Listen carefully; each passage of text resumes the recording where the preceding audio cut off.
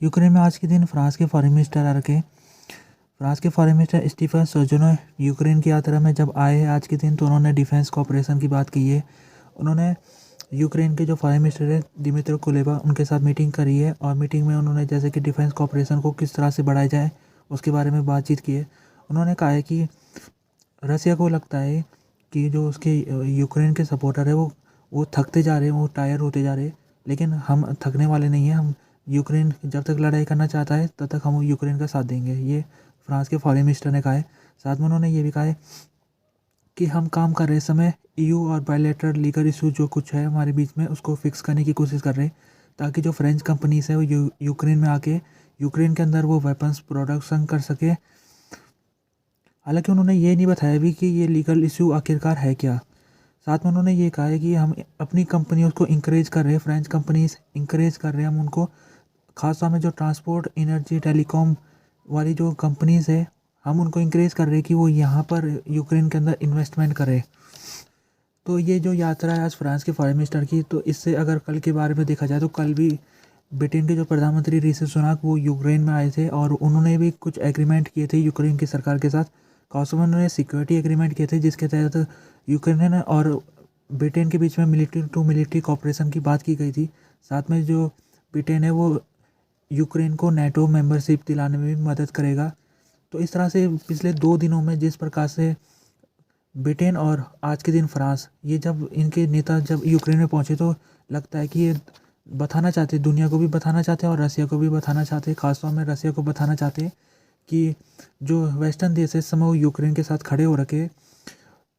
कोशिश ये है अभी इन सब की, जैसे कि कल के दिन ब्रिटेन के जो प्रधानमंत्री हैं उनका भी स्टेटमेंट में उन्होंने ये कहा था कि रसिया को लगता है कि हम थक रहे, हम पेशेंस हमारा रन आउट हो चुका है, लेकिन ऐसा नहीं है, हम थकने वाले नहीं हैं। और जिस प्रकार से ये चीज़ें देखने को मिली है तो एक उम्मीद जग रही है यूक्रेन के अंदर। अगर इस नए साल में एक नई उम्मीद की किरण यूक्रेन को दिख रही है। पिछले साल वाला जो दिसंबर महीना था वो यूक्रेन के लिए बहुत संकट से भरा हुआ था। अमेरिका के सीनेट में पैसा पास नहीं हो पा रहा है यूक्रेन के लिए। साथ में यूरोपियन यूनियन की जो पार्लियामेंट है वो भी पैसे को पास नहीं करा पा रही है। तो दिसंबर का महीने में ऐसा लग रहा था कि जो वेस्टर्न देश है वो यूक्रेन को शायद से आने वाले समय में मदद ना कर पाए। लेकिन जब जनवरी के महीने में ये यात्राएं हो रही है, अभी कुछ दिन पहले जेलेंस्की खुद बाल्टिक देशों में गए थे, लिथुआनिया, एस्टोनिया, लैटविया, यहाँ वो गए थे और यहाँ भी उन्होंने कुछ एग्रीमेंट किए थे।